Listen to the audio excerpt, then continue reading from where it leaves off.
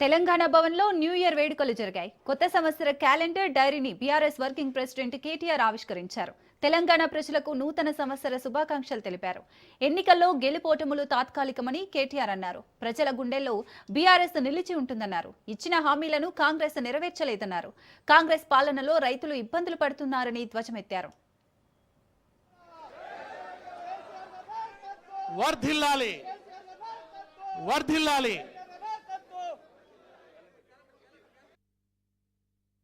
తెలంగాణ రాష్ట్రంలోని అన్నదమ్ములకి అక్క చెల్లెళ్ళకి పేరు పేరున హృదయపూర్వకంగా అందరికీ నూతన సంవత్సర శుభాకాంక్షలు ముందుగా నేను తెలియజేస్తా ఉన్నాను. క్యాలెండర్లు డైరీలు మారుతూ ఉన్నాయి, క్యాలెండర్లో తేదీలు మారుతూ ఉన్నాయి, సంవత్సరాలు మారిపోతూ ఉన్నాయి. కానీ కాంగ్రెస్ ప్రభుత్వం మీద ఎన్నో ఆశలతో ఓట్లేసిన ప్రజల జీవితాల్లో మాత్రం గత 2 సంవత్సరాలుగా ఎలాంటి మార్పు రాలేదు. ఇంకా ఏమైనా మార్పు వచ్చింది అంటే అది తిరోగమనం వైపు, అంటే తిరిగి ఏదైతే పాతకాలంలో ఉండే పరిస్థితులు ఉండేదో తెలంగాణ రాక పూర్వం, కేసీఆర్ గారు ముఖ్యమంత్రిగా పదవి బాధ్యతలు చేపట్టక పూర్వం మళ్ళీ అదే పరిస్థితి ఈరోజు తిరిగి తిరోగమనం వైపు ప్రయాణిస్తున్న ఈ సందర్భం స్పష్టంగా మనకు కనబడతా ఉన్నది.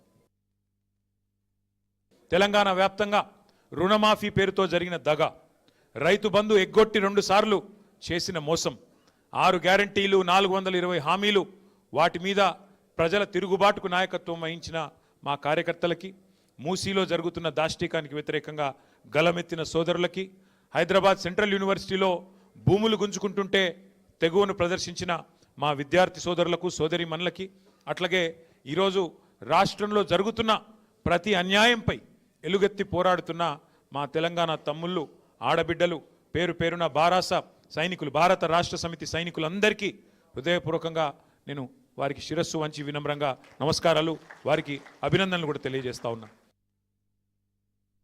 తెలంగాణ వ్యాప్తంగా రైతులు యూరియా దొరకక వేదనలో ఉన్నారు.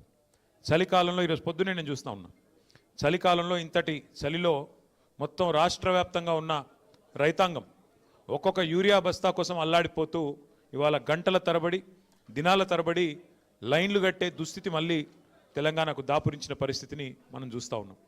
అయితే నా ప్రార్థన మీ అందరితో, మనందరితో, మనకు పోరాటం కొత్త కాదు.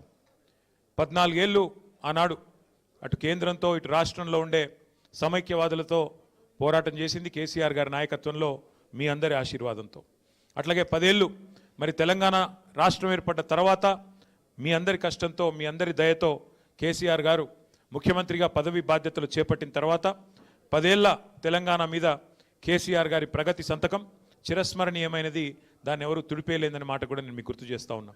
అట్లాగే గత 2 సంవత్సరాలుగా పోరాట స్ఫూర్తితో ఏ రకంగానైతే కార్యకర్తలు, నాయకులు, ప్రజలు కదం దొక్కారో కాంగ్రెస్ పార్టీ యొక్క దుష్పరిపాలన మీద, దాన్ని కూడా మనం ఈ సందర్భంగా మననం చేసుకోవాల్సిన అవసరం ఉంది.